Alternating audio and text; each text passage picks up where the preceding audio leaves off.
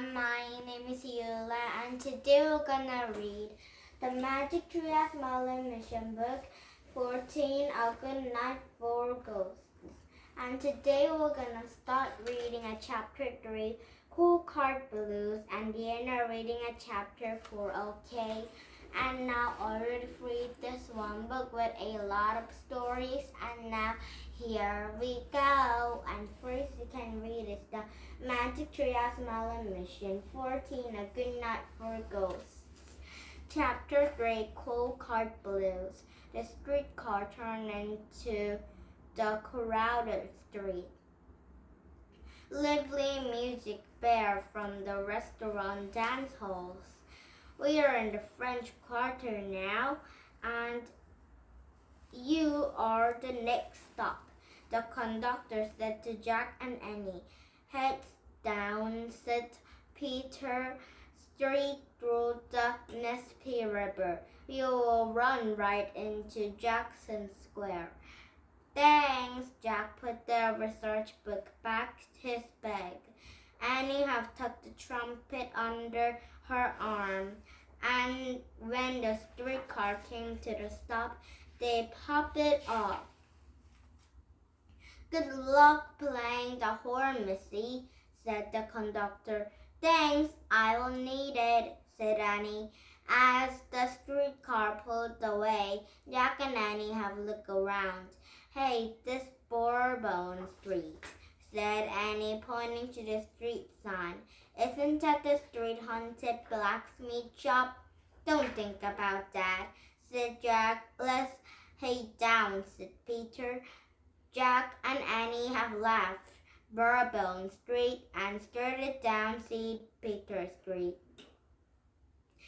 They passed the tall, narrow houses painted pale green, yellow, and pink. Beans grew up the walls and twined around iron beer cones. Alleys led to the country yards and with trickling fountains. I like the buildings in New Orleans, said Annie. Yeah, and it smells good too, said Jack. Delicious food smells filled with the air. From Mudran cart, old woman cried out.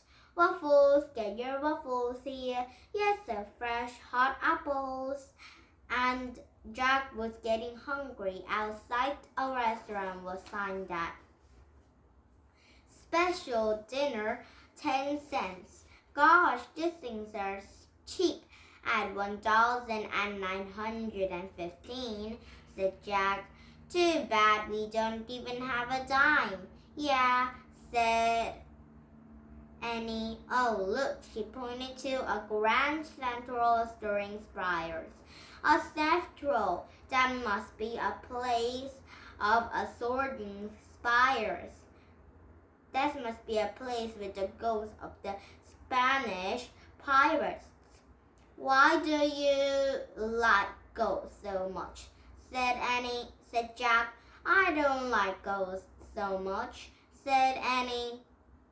Well, you keep talking about it, said Annie. You are one who brought off the ghost in the first place. Well, let's forget them, said Jack. He didn't like ghosts. He even liked thinking about them.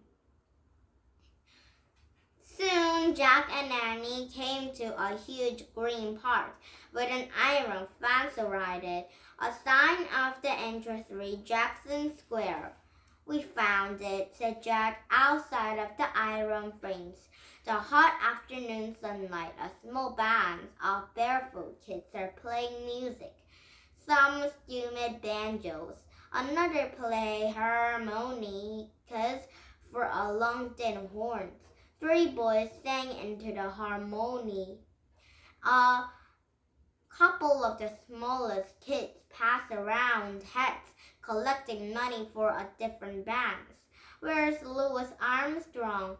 Said Annie. Asked Jack. No one here looks like a picture of in our book. Of course not, said Jack. The picture showed him as a grown-up. He wouldn't look at the same When he's 14, I will ask, said Annie. She went up to the small girl past the hat. Excuse me, is there a musician named Louis Armstrong? Louis Armstrong, you mean Diaper? Asked the girl. I guess, said Annie. Hey, little Mac, the girl shouted to the biggest kid in the singing trio. Where's Diaper Armstrong? Just saw him. He's at the river cafe, shouted the little Mac. Where is that? Annie asked. Down by the river, said the small girl. She pointed beyond the square. Walk down, director screamed, and you will see it. The girl held up the hat and asked for the direction. Sorry, no money, said Jack, but thanks for help, said Annie. She and Jack have left the square, and they have hurried along the director street. So Diaper might be a nickname for Louis Armstrong, said Jack. Oh yeah, said Annie, and Diaper must be playing music at the cafe. There it is, said Jack, and he pointed to the red sign of the slanted rooftop. Donuts, yum, said Annie. Jack and Annie have walked under the striped red awning, and the waiters into the white jackets are running around at the trays, and coffee and delicious smelling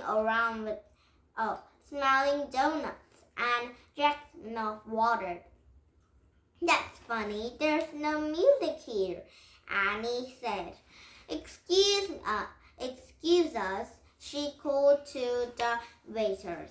Have you seen the Louis Armstrong or Did you come here to buy something, kids? The waiter entered rudely. No, we don't have any money, stuttered Jack.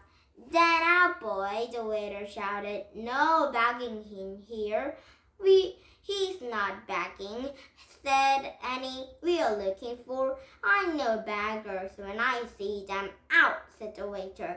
Let's go. I don't think Diaper is here anyway, said Jack. Wait a minute, I have to tell them what we're not beggars, said Annie. It's not worth it. Come on, said Jack.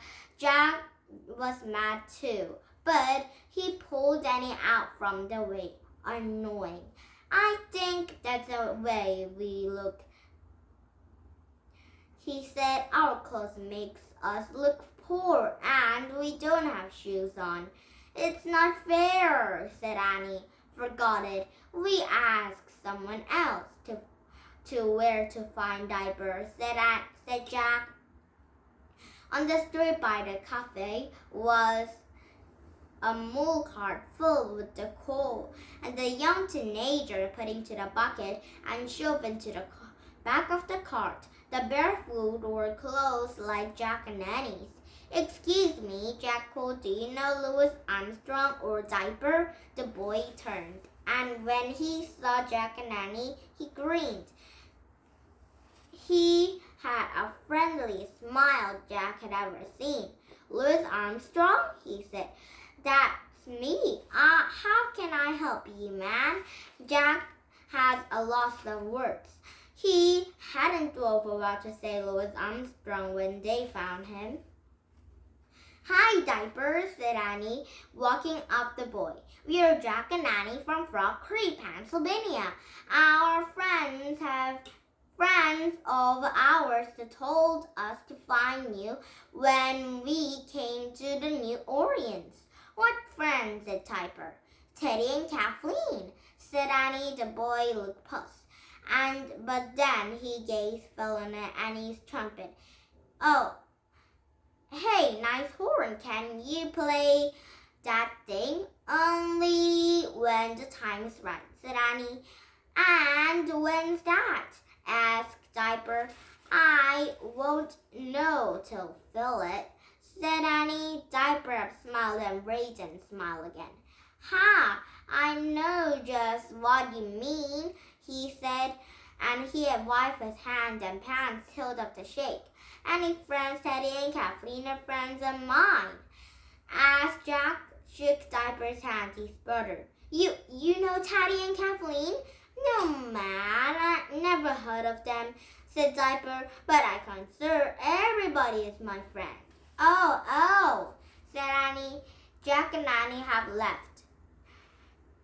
Only problem is I can't hang out with all you right now, said Diaper. He climbed out to the mule cart. Where are you going, man? Asked Jack. I'm making my rounds to the coil concert, said Diaper, and I have a lot more work to do today, but be sure to look at me the next time you come to town and say hi to my pals and Teddy and Kathleen. Diaper waved them and shook the reins. Go along, Mole, he said. The mole had clubbed back to the brick street, pulling the coal cart away from the reward cafe. Louis Armstrong was gone. Now it's chapter 4, Potato Head Blues. Oh, what is Potato Head Blues? I think we're going to find out tomorrow and start reading at chapter 4 and the end of reading at 5 or 6, or we're going to have a new beginning, new stories. Okay. Now, did you have fun? You let English Country come back with some these books or a new beginning, new stories. Okay. Now, bye-bye, everyone, and please thumbs up my YouTube. Bye-bye, everyone. Have a nice day. Bye.